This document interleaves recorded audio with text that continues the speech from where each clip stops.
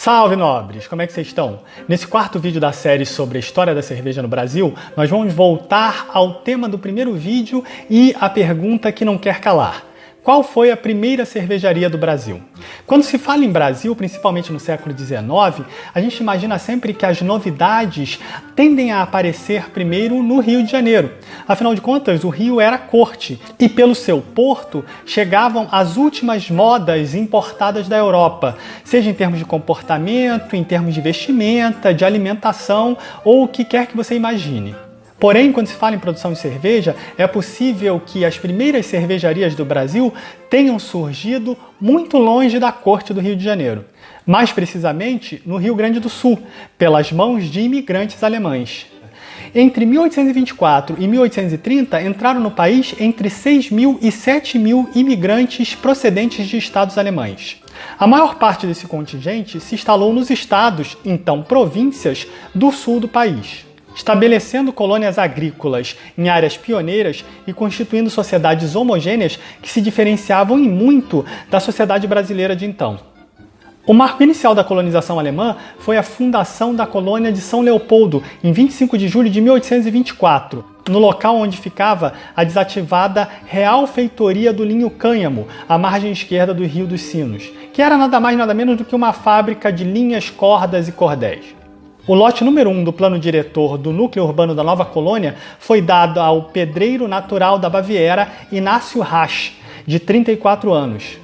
Ele abriu um armazém de secos e molhados, um serviço de barcas destinado ao transporte de cargas pelo Rio dos Sinos e, adivinhe, uma fábrica de cerveja. Infelizmente, pouco se sabe sobre Rasch e os seus negócios, apenas que morreu em São Leopoldo 11 anos depois, em 1835. A cervejaria não era, portanto, a sua ocupação econômica principal, mas apenas um dos negócios do empreendedor Rasch.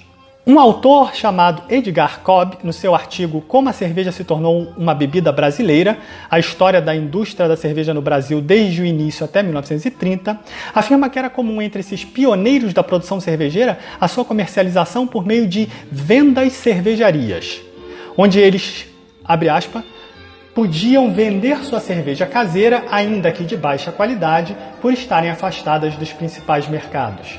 Afirma Cobb ainda que se estima a presença de mais de 100 destas vendas cervejarias durante um certo tempo no Rio Grande do Sul.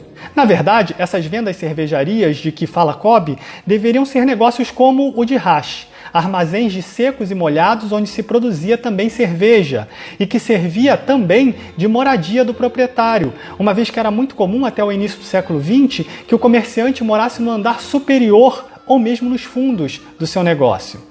E por isso, pode-se afirmar também que essa era uma produção caseira, uma vez que era feita no local de moradia do comerciante cervejeiro ou cervejeiro comerciante. Outro desses caseiros do Rio Grande do Sul foi Georg Heinrich Ritter, que chega ao Brasil em 1846 com 23 anos de idade, com os pais e 5 irmãos.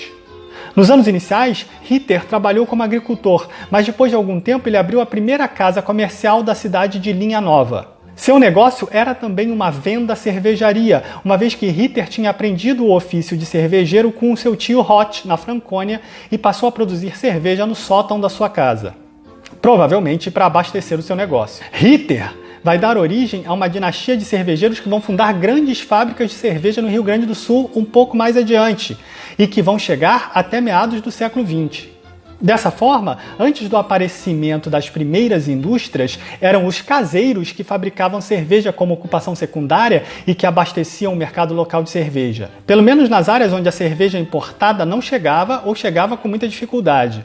Entre as primeiras levas de imigrantes alemães vieram não só agricultores e comerciantes, mas também militares mercenários para compor o exército imperial.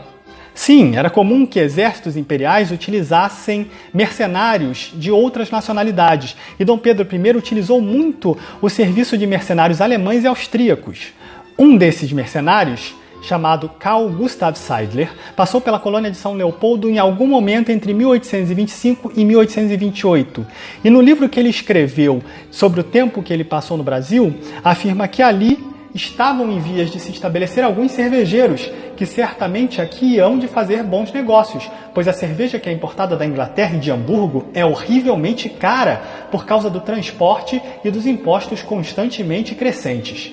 Dessa forma, esses comerciantes deveriam incorporar a produção de cerveja nos seus negócios por ser uma atividade altamente lucrativa. Infelizmente, é praticamente impossível mapear esses pioneiros anônimos, mas é importante deixar registrada aqui a importância dos caseiros na história da cerveja no Brasil.